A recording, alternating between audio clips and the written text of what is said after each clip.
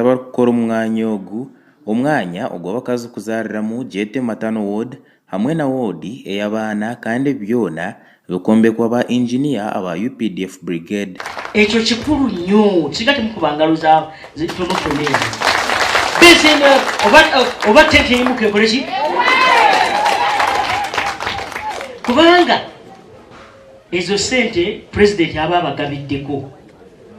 ezo sente za government bali bagati butambala bakoze yoki bajje balabiwa negombe omukwigura hebyombe kwebi omwanya ogu honorable Robina Nabanja nashobora kugira ngu government ekozira ogwayo nahabwe eco nabashaho omwanya ogu bine kurebeka ngu bakora ogwabo batandika kuragurira abantu hamwe no kubahereza obuhereza bwona nko kucira kubasika babantu bakora emirimo yabo. Abasawo tubasubiramu emirimu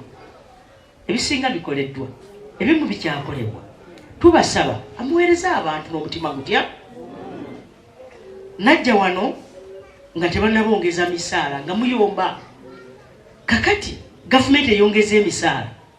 ebikozesebwa byonna mu ebiri abantu bajje bakebererwa wano obulwadde bagende omuwe bujjanjabi ng'ategedde nti nze nyina kansa tutegeraganya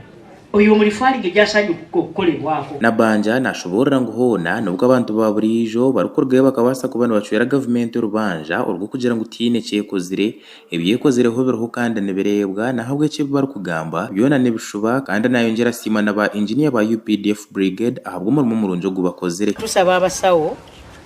bazikozese mu buyonjo bazirabirire kubanga omulimo ogukoleddwa guli ku international standard. Tusaba baleme kufumbira manda munda muno bakozesa amasannyalaze bagule kuuka kuba be ba science kati bagule kuuka baleme kuleeta mukka mu nyumba ze isobole okusavinga ebbanga eddeneko era njagala okusiima omulimu ogukoleddwa UPDF Engineering Brigade mulimo muyonjo nnyo bekunda besije kandi ogu n'orukukurira ba engineer aba UPDF brigade nasiima enganzi y'ihanga ahabw'okubaasa okuba n'abateeraho omukono hamwe n'okubashagika omu kukora emirimo yaabo kandi ogu nayongera ashoborera kugira ngu ba engineer ba UPDF brigade nibayambaho gavumenti okugira ngu ekabaasa kuba nebiika sente ezyakwire neteeka omu bantu abandi narisha ebitongore ebindi okubaasa kuba nibakora emirimo nk'egi kandi ehendere zitiire omu program ezindi okutunguura ihanga. These projects, if they were being undertaken by contractors, the cost between what we are doing and the contractors,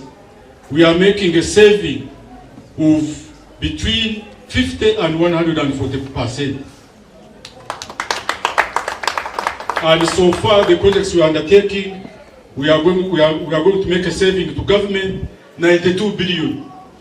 Joseph Mbuga okuruga hirwaro eryagombe hospital nashobora kugira ngu batwire bine kizibu cyo mwijurano omu maju g'abakozi babo otireho nango no mwirwaro ngo konko bwa hati ebyo nababitero mujere tugenda tandiko zikozesa tubadde twamazidda okuzigabira abasawo ab'enjawulo kubanga tusuubira okutandika okuddabiriza ennyumba ezisigaddeyo so kitugenda okukola abasawo abaweredde ennyumba bagenda kujja kati batandika ozikozesa ate ennyumba mwe bavudde zitandika okuddabirizibwa. Daniel Kyabanyize kandi olukukora nka director wa Ministry of Public Service nashobora kugira ngu Ministry of Public Service ebasize kuba nerugayo okugira ngu ekabasa kuba nekwatanisa na Ministry y'amagara okugira ngu bakabahereza abakozi abandi okubasa kubateeka omu myanya egyo etwire tiine bakozi okugira ngu obuhereza bukagenda kurunjo misho. And our request to public service has been accepted, so we are going just to present our recruitment plan. After yesterday's top management, we are going to present starting Monday our recruitment plan to be taken forward. Government y'ihanga rya Uganda bwa hati yabasize kuba neteka sente ez'urukwingana biliyoni 12 ahirwaro eryagombe hospital okugira ngu ekarutungura eriteka hamutindo. Irwariro rya Gombe hospital nirehereza abantu okurwa mu district nke ya Butambara, Gomba, Mpigi, Sembabule, Wakiso hamwe na Mityana. Amakoraga gashakwa Ronald Ngaberano ahabwa Sky TV.